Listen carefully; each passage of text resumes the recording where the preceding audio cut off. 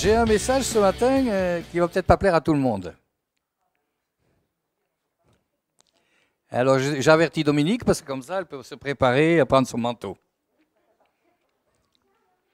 Mais déjà je vais vous lire le texte. Alors je ne sais pas si vous allez deviner qu'est-ce qui ne va pas vous plaire quand j'aurai lu le texte. C'est Matthieu 7, versets 24 à 27. Alors, ça c'est un truc pour les kids normalement. C'est le texte des kids dans l'église. C'est pourquoi quiconque entend ces paroles que je dis et les met en pratique sera semblable à un homme prudent qui a bâti sa maison sur le roc.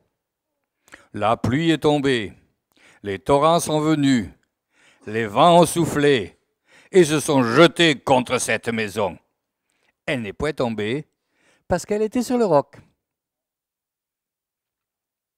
Mais quiconque entend ces paroles que je dis et ne les met pas en pratique sera semblable à un homme insensé.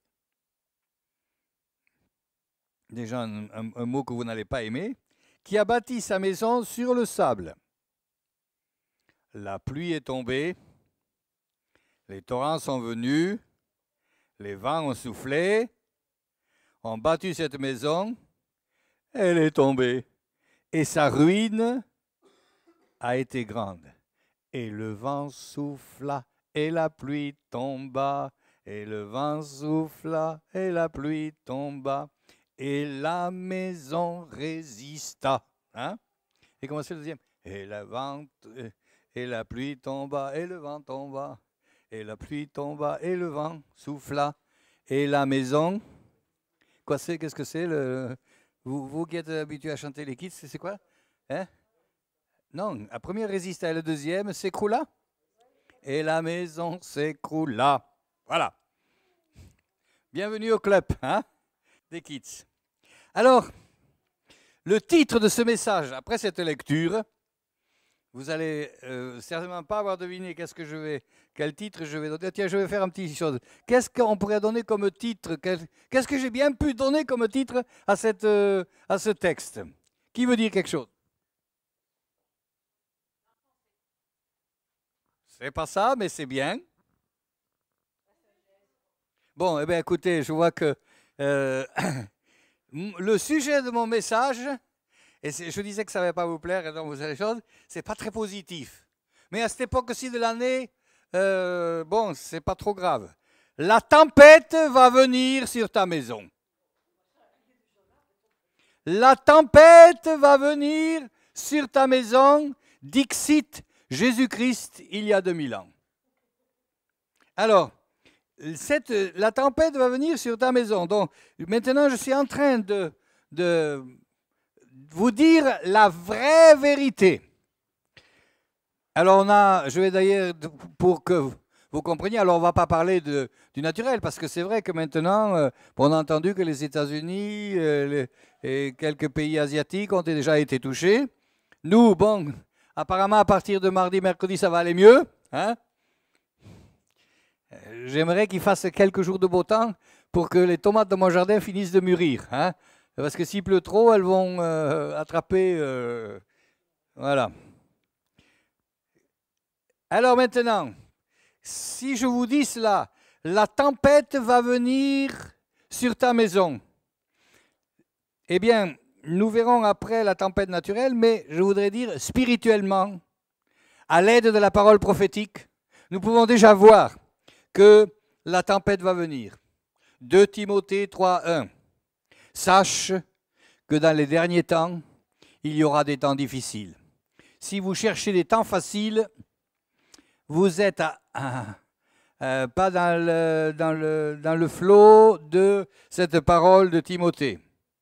Acte 2, 19 à 21, lorsque Pierre cite cette parole de Joël à Pentecôte. Normalement, à Pentecôte, Pierre aurait dû donner que des choses bien. Eh bien, non, il a aussi cité Joël pour expliquer ce qui se passait. Et que dit-il? Acte 2, versets 19 à 21. « Je ferai paraître des prodiges en haut dans le ciel et des miracles en bas sur la terre. du sang, du feu, une vapeur de fumée. Le soleil se changera en ténèbres, la lune en sang, avant l'arrivée du jour du Seigneur, de ce jour grand et glorieux. Alors quiconque invoquera le nom du Seigneur sera sauvé. Mesdames et messieurs, les écologistes ont raison. Les écologistes ont raison. Il va y avoir des catastrophes naturelles. Le problème des écologistes, c'est qu'ils s'arrêtent à la catastrophe. Mais nous, ce matin, après avoir donné raison aux écologistes, nous allons un peu plus loin. Et ce qu'il dit ici, avant l'arrivée du Seigneur, de ce jour grand et glorieux. L'Église ne s'arrête pas aux catastrophes de l'Apocalypse. L'Église ne s'arrête pas à la catastrophe annoncée par le prophète Joël déjà longtemps avant la venue de Jésus. Mais l'Église, elle a quelque chose qui se rajoute à tout ça. Avant ce jour grand et glorieux. Alléluia. Alors maintenant, chers frères et sœurs, après vous avoir dit que la tempête va venir vous toucher, je vous invite à ne pas vous arrêter à la tempête. Alors après, je pourrais encore citer Matthieu 24, quand les disciples demandent à Jésus quel sera le signe de la venue de la fin des temps. Matthieu 24, verset 7b. Non, qu'est-ce que j'ai mis là? C'est 3, voilà. Il s'assit sur la montagne des Oliviers, les disciples vinrent en particulier lui poser cette question. Dis-nous, Seigneur, dis-nous. Ah, ça, je pense que c'est une parole que l'Église devrait dire, ou peut-être déjà dit intérieurement aujourd'hui. Quand cela, les choses vont-elles arriver? Quel sera le signe de ton avènement et de la fin du monde? Encore ici une fois, les disciples disent, on voudrait savoir ce qui va se passer, mais pas pour pleurer et mettre des nouveaux impôts pour pouvoir payer les catastrophes naturelles ou pour se prévenir et tout cela. Tout ça, c'est bien, hein? Je ne suis pas contre tout ça. Hein, moi aussi, hein, je voudrais qu'il y ait moins de catastrophes. Hein. Bon, là, je suis bien placé pour l'inondation à Jeanval. Mais les amis qui habitent Jeanval pour l'inondation, je crois à Grège aussi, il n'y a pas de problème. Hein. Micou, en bas, là, je ne garantis de rien. Voilà. Mais... oui, il est au premier étage. Parce que toujours cette vision de la tempête va venir, dans les paroles prophétiques, nous mène toujours un peu plus loin. Et j'aimerais ce matin, chers frères et sœurs, que, après avoir admis que ça ne sera pas que bien ce qui va venir, que ça ne sera pas que agréable ce qui va venir, après avoir admis cela, il y a le signe de ton avènement et de la fin de cette catastrophe du péché et du malheur de l'humanité. Cela va finir, chers frères et sœurs, cela va finir. Ah, alléluia. Je pensais que vous diriez alléluia à ça. Maintenant, si vous ne voulez pas dire alléluia, vous n'êtes pas obligé. Hein? Ou amen, voilà. Dominique, un peu plus d'amen.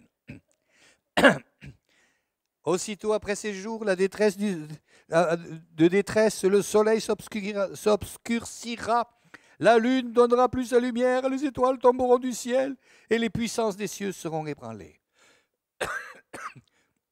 Dixit les écologistes comme nous. Et nous, après ce qu'ont dit les écologistes, nous ne disons pas le gouvernement n'a pas fait ci, les riches pas ça, la science. Non, non. Après cela, le signe du Fils de l'homme viendra. Je voudrais ce matin vous inviter avec moi, à l'aide de cette parole, à voir cela. Oui, la tempête va venir, oui, mais ça ne s'arrête pas là. Et l'Église doit percevoir ce qui vient après. Matthieu 24, 21, et je vais m'arrêter là, hein, parce que bientôt vous allez en avoir marre. Car alors sera une si grande détresse comme il n'y en a jamais eu depuis le commencement du monde. Vous savez, quand on lit ça comme ça, vous imaginez un peu la détresse de la Shoah. C'est rien par rapport à ce qui va venir. La détresse de toutes les guerres. C'est rien de ce qui va venir. La détresse dans les pays pauvres. C'est pas encore le summum. Vous voyez, quand on entend ça, ça peut faire mal. Mais justement, ce que je voulais vous dire, c'est que le Seigneur ici dit, comme il n'y en a point eu depuis le commencement du monde jusqu'à présent, et qu'il n'y en aura plus jamais, bon, au moins on sait que ça va se terminer, et ces jours-là seront abrégés à cause de vous qui croyez. Alléluia. Donc même dans cette situation où le pire va arriver, la foi des chrétiens a un rôle à jouer. Voilà. Donc maintenant, j'espère vous avoir aidé à admettre la tempête viendra sur ma maison. La tempête qui peut être... Je me rappelle, il y a quelques années, il y a un car-ferry qui a failli couler dans le port de Dieppe, hein, parce que le capitaine a voulu rentrer quand même et puis il a raclé le long de la jetée. Et je me souviens, c'était marrant avec les informations et ce que nous, on habitait l'immeuble Palatina, là, en haut, vous savez, à Neuville, juste au-dessus de la pharmacie d'une mutuelle, je ne sais plus quoi, oui, mutualiste. Et là, il y a un immeuble carré, on avait la vision, on voyait depuis Mammouth jusqu'à Notre-Dame du Bon Secours. Bon, aujourd'hui, il ne faut plus dire Mammouth, il faut dire Auchan. Hein, voilà. Non, même Mammouth, c'était à Conforama, hein, c'est encore plus loin. Et donc, on voyait le bateau qui penchait. Et puis, à un moment donné, j'entends aux informations, le car-ferry, je ne sais plus comment il s'appelait déjà, a coulé dans le port de Dieppe. J'entends ça, je regarde par la fenêtre, et il n'avait pas coulé. J'avais été témoin d'une fake news. Hein? Voilà. Et puis finalement, in extremis, les pompiers ont réussi à pomper assez d'eau et à colmater pour que le bateau ne coule pas. Ce grand car-ferry, à ce moment-là, le port, il était à l'intérieur, là où maintenant il y a les... Vous savez, il y a beaucoup de petits bateaux là dans un port. Je dis toujours, quand je fais visiter, quand je suis avec des amis qui passent par là, je dis, voyez, ici, il y a des tas de petits bateaux, parce que les gens n'étaient pas assez riches pour en acheter un grand, alors ils en ont acheté qu'un petit. Hein, voilà. Vous avez tout de suite compris. Alors voilà. Donc maintenant, vous dites Amen, la tempête viendra sur ma maison. Vous dites Amen?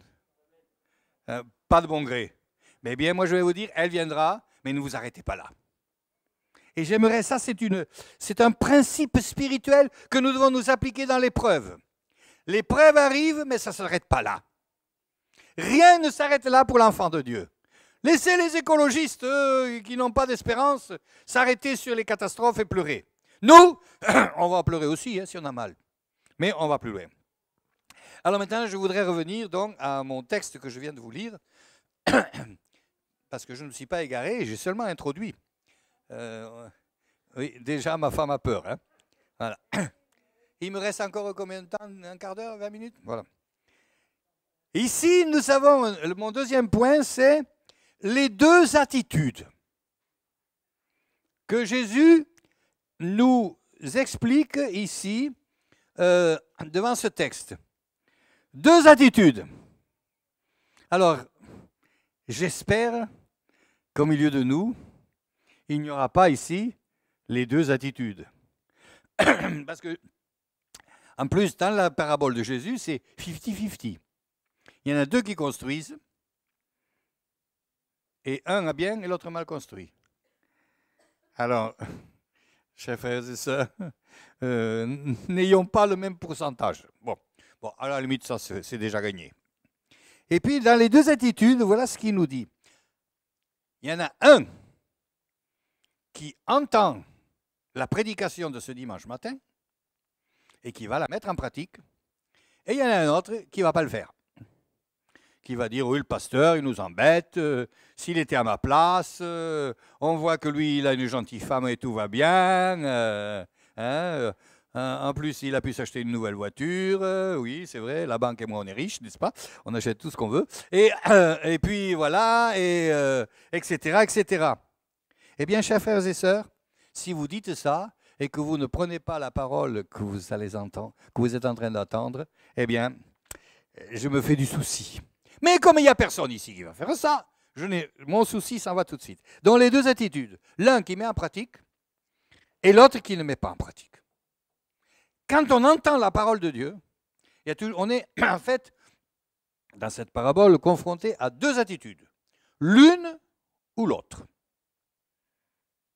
Alors, la deuxième bonne nouvelle ici, c'est que, mine de rien, ces deux hommes, ils ont pu construire leur maison. Eh bien, il y en a qui n'ont pas les moyens de construire leur maison. Ah oui, donc, c'est déjà pas mal. Ils ont tous les deux pu construire la maison. Deux membres de l'église Nouvelle Vie Dieppe qui avaient envie de construire la maison ont pu le faire. Bon, certains ont pu acheter une maison, bravo, félicitations, gloire à Dieu. Hein. Alors maintenant, voilà, les deux, on peut construire la maison. Et ces deux personnes sont comme vous et moi. Ils connaissent Jésus.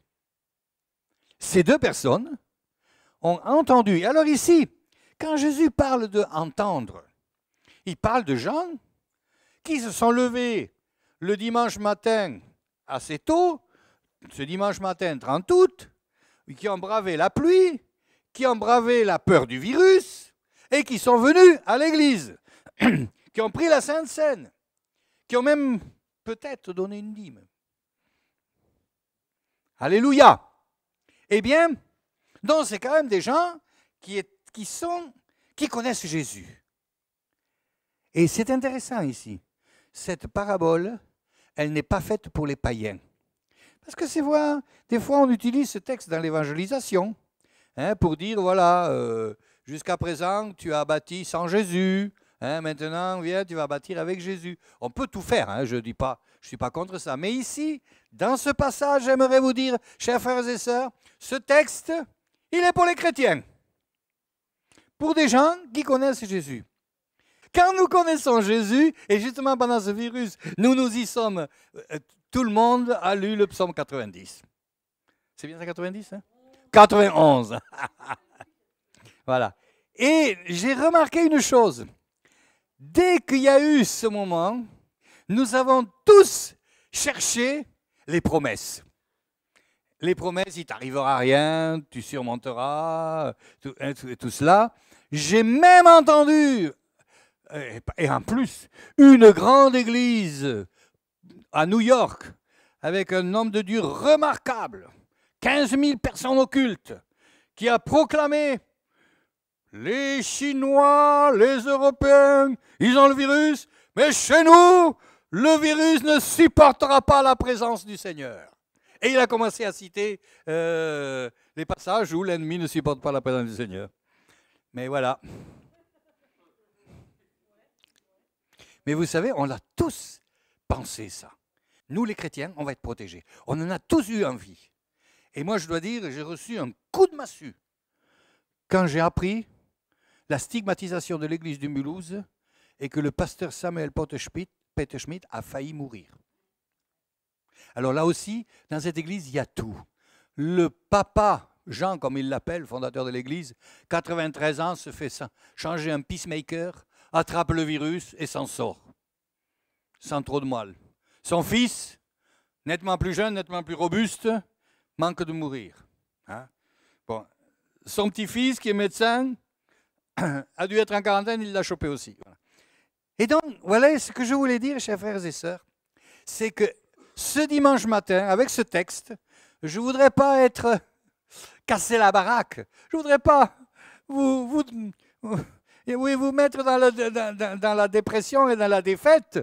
Mais je voudrais quand même, je suis obligé de vous dire, eh bien, c'est vrai que quand on connaît Jésus, les promesses que la parole de Dieu nous donne, sont légion. Amen. Et pourtant, il y a aussi les promesses qui nous parlent de l'épreuve. Et j'aimerais vous dire, oui, nous croyons aux promesses du Seigneur. Mais La Bible, et c'est ça, c'est un peu le dilemme dans lequel nous trouvons. Nous trouvons dans la parole de Dieu un message antagoniste. Le message de victoire et le message de la souffrance. Ça existe. Nous ne pouvons pas faire comme si ça n'existait pas. Et ce dimanche matin, tout en mettant la lueur de l'issue qui viendra après, je voudrais vous dire, chers frères et sœurs, oui, la maison, la tempête viendra aussi sur nous. Jésus avertit clairement au travers de ce passage. Il avertit clairement, soit tu as construit sur le sable, ta ruine sera grande, soit tu as construit sur le roc, et ta maison résistera, et tu surmonteras les problèmes. Ça, c'est ce que dit. Alors, l'image maintenant, pour un petit peu nous aider, bâtir sur le roc, il y a un symbole là. Cela symbolise, le bâtir sur le roc, cela symbolise mise en pratique de ce que nous savons que nous devrions faire. Et vous savez, j'ai vu une chose dans mes petits 40 et quelques années de ministère pastoral. En fait, nous savons tous ce qu'on devrait faire, et souvent on se justifie, mais nous savons tous quand nous ne faisons pas bien. Nous savons tous là où nous commettons des erreurs. Mais nous avons de la peine à changer. Il y a des gens qui souffrent, pas parce qu'ils ne savent pas qu'il ne faudrait pas faire ça, mais parce qu'ils le font quand même s'ils savent qu'il ne faudrait pas le faire. Donc, l'image sur le roc représente la mise en pratique de ce que nous avons entendu. L'image de bâtir sur le sable représente un accueil sentimental de la parole de Dieu. On peut recevoir la parole de Dieu sentimentalement. La parabole de la semence que nous donne Jésus est très claire. Le long du chemin, dans les épines, sur le roc et tout ça. Donc, ce matin, dans les deux attitudes, je voulais nous aider à penser. Est-ce que, maintenant que j'ai reçu la parole, est-ce que c'est sûr? Est-ce que je vais maintenant mettre en pratique pour surmonter un de mes défauts? Ou est-ce que je reste sentimental? Et je vais aller un peu plus loin. Alors, c'est pour ça que je dis, il y en a qui ne vont pas me plaire. Pense à ce que tu devrais changer dans ta vie.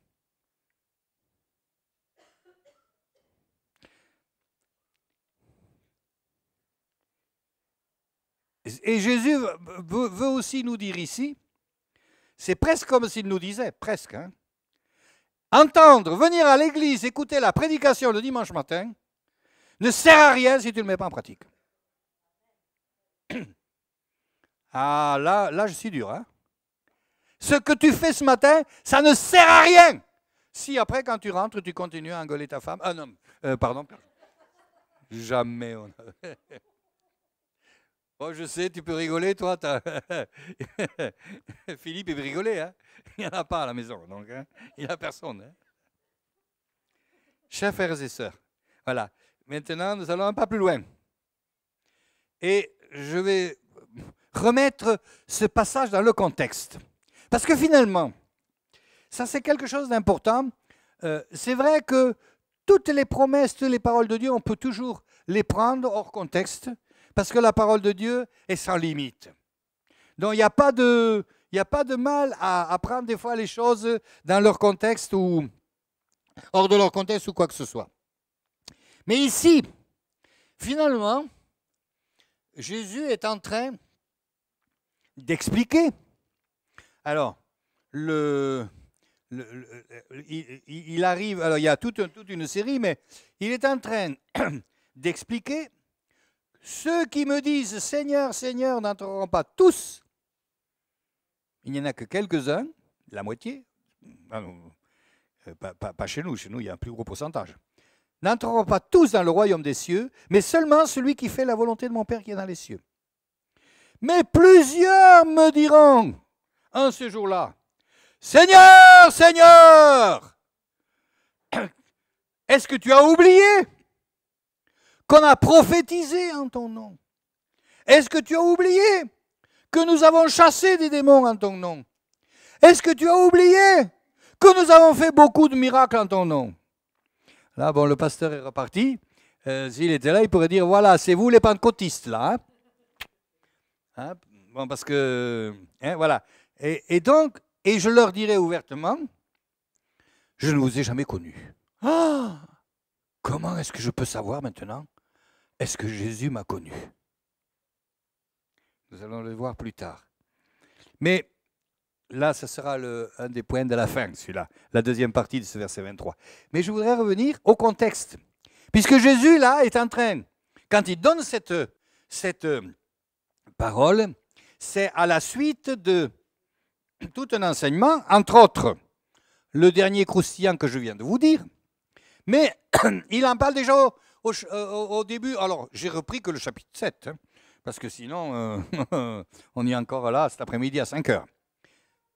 Et dans le chapitre 7, Jésus est en train d'expliquer quelles paroles je dois mettre en pratique ou quelles paroles je ne mets pas en pratique. Qu'est-ce qui prouve que je mets la parole en pratique? Qu'est-ce qui prouve que je ne la mets pas en pratique?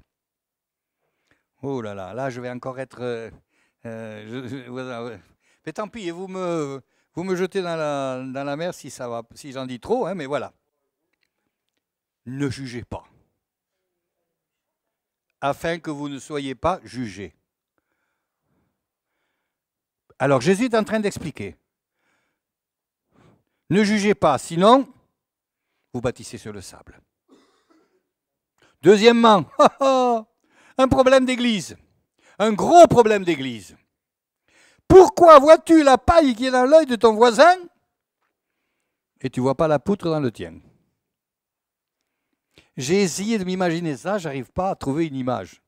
Comment on peut voir une paille quand on a une poutre?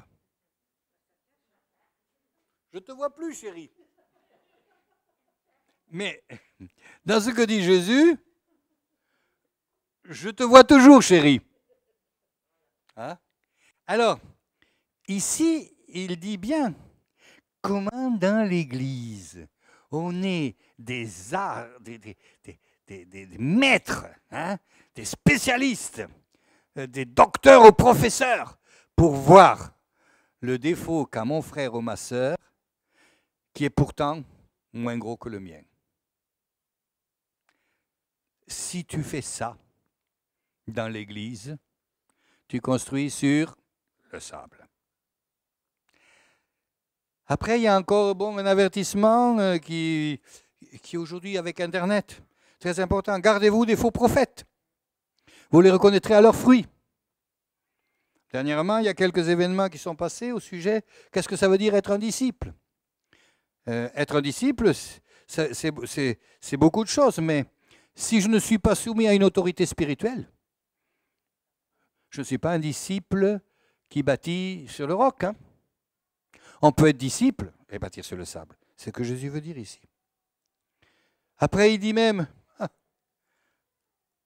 ça c'est pour ceux qui prient dans l'église. Aïe. Ce ne sont pas ceux qui diront Seigneur, Seigneur, qui entreront dans le royaume des cieux. Et il y a comme ça, alors je m'arrête là, hein, je m'arrête là. Donc, Jésus ici est en train de dire les erreurs que font les croyants auxquels il parle. Pour ça, hein, vous m'écoutez encore, vous êtes gentil, hein, parce que je vous avais dit hein, que ce ne serait pas l'eau de rose. Ne vous laissez pas séduire. Éprouvez votre cas pour savoir si vous mettez la parole de Dieu en pratique. Et puis, Jésus, il a toujours il a des images très simples et très claires. Parce qu'il dit, oui, comment savoir ceci, cela. Par exemple, comment on ne peut pas se laisser séduire? Ben, c'est tout simple.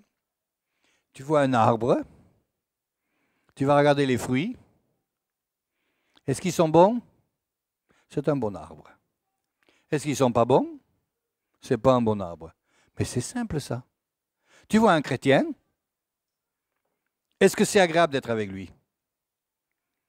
Est-ce que tu vois l'amour de Dieu en lui? alors c'est un bon. Mais si tu vois un chrétien, et puis il y a la sœur Untel qui y passe, le frère Untel, on ne va pas parler du pasteur. En plus, il y en a deux maintenant, hein, alors donc ça va.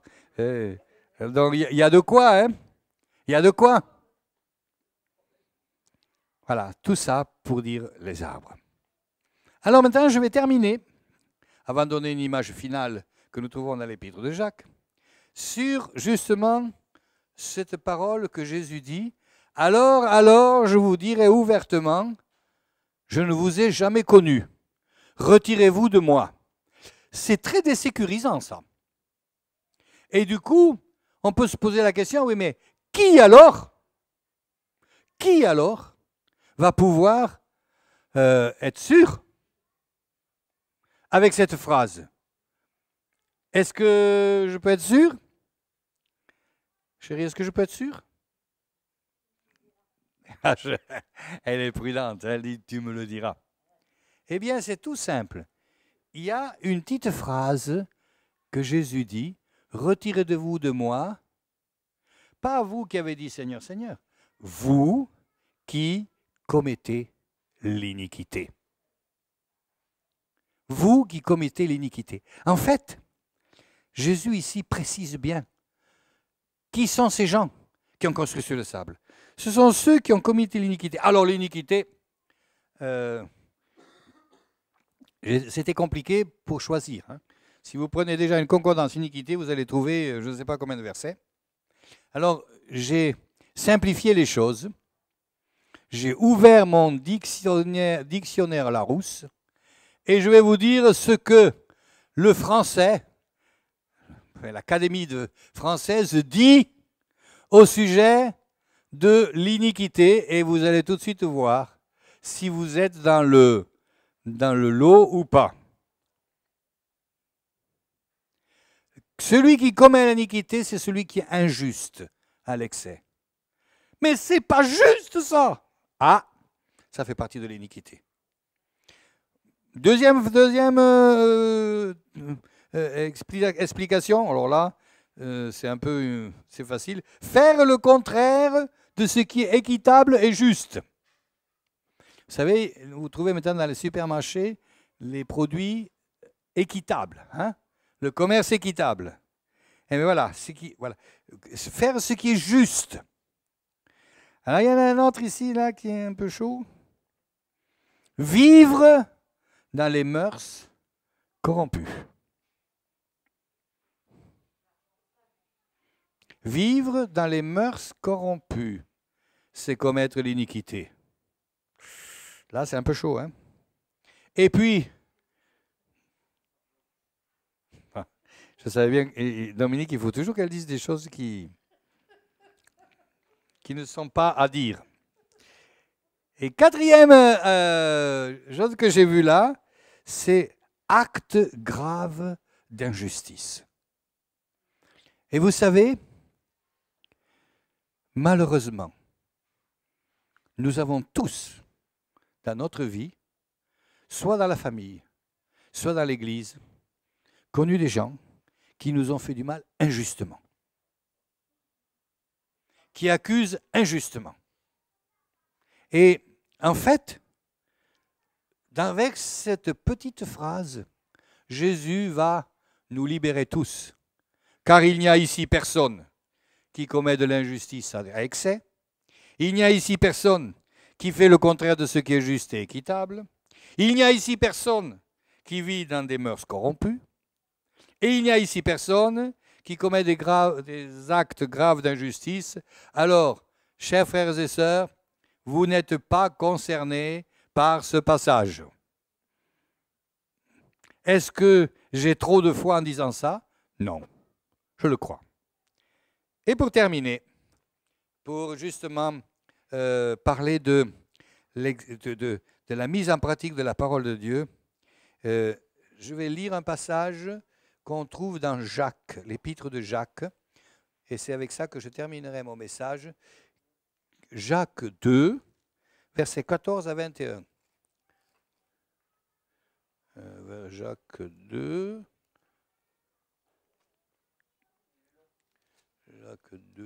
Jacques 2. Alors, j'aurais dû marquer mes pages avant, mais bon.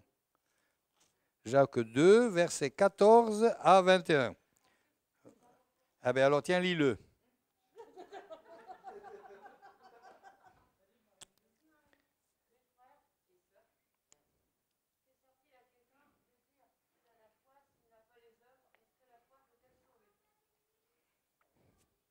Jusqu'à 21.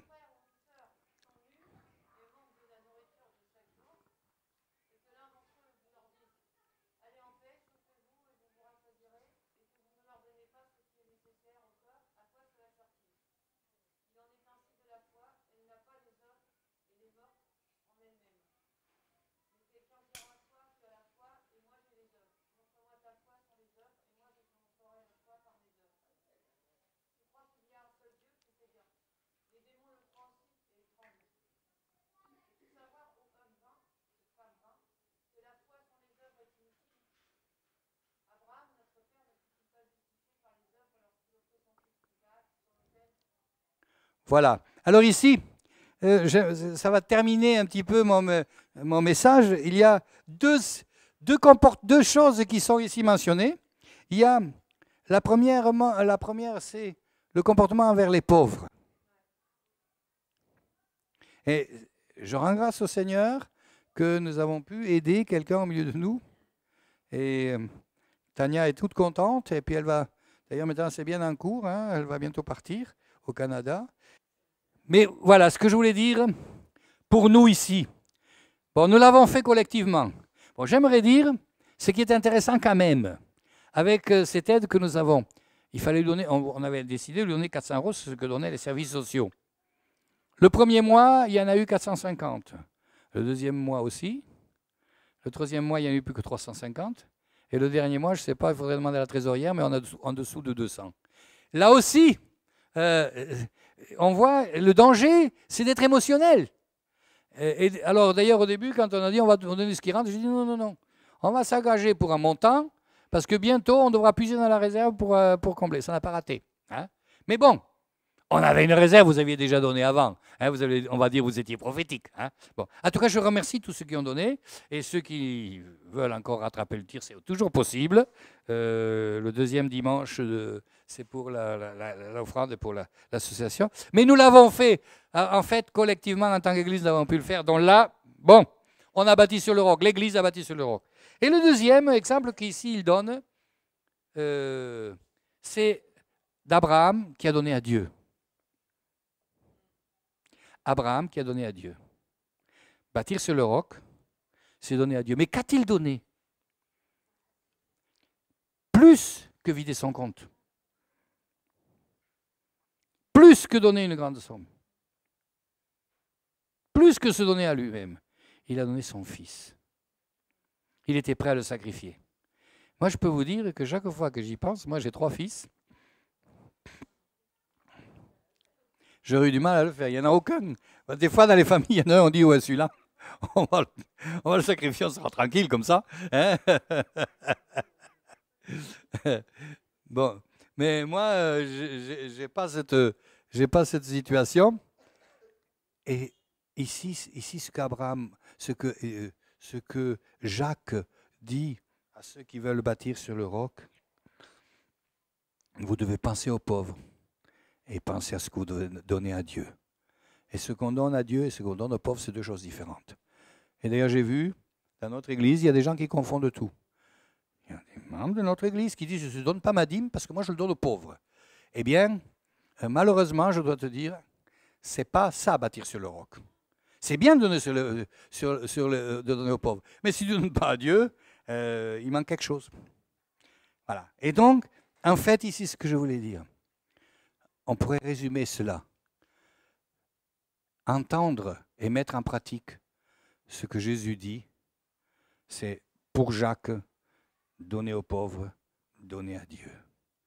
Et en fait, j'aimerais rappeler cette phrase de Saint Augustin. Alors ça choque un peu parce que, pourquoi on dit Saint Augustin, hein? Bon, c'est vrai qu'il s'appelait Augustin et qu'après dans la tradition, en tant que père de l'Église, il s'appelait Saint Augustin et donc il n'y a pas de problème pour moi. Et puis, il a dit, aime Dieu, aime ton prochain et tu peux faire tout ce que tu veux, tu seras bien. Puis c'est vrai, en fait ça résume bien. Et j'aimerais nous dire ici, bâtir sur le roc, c'est donner et à Dieu et aux pauvres ce qui lui revient. Et c'est changer de vie. C'est relisez le chapitre 7 et vous allez retrouver quelques-uns de vos défauts. Oui, j'ose vous le dire. Tant pis si vous n'êtes pas content. Lisez Matthieu 7 et vous allez retrouver certains de vos défauts. Personne ici ne peut prétendre ne jamais avoir vu la paille dans l'œil de son voisin alors qu'il a une poutre. Même pas moi, rassurez-vous. C'est peut-être une consolation à bon marché, mais c'est comme cela. Seigneur mon Dieu, je te remercie parce que tu veux nous aider à avoir la bonne attitude.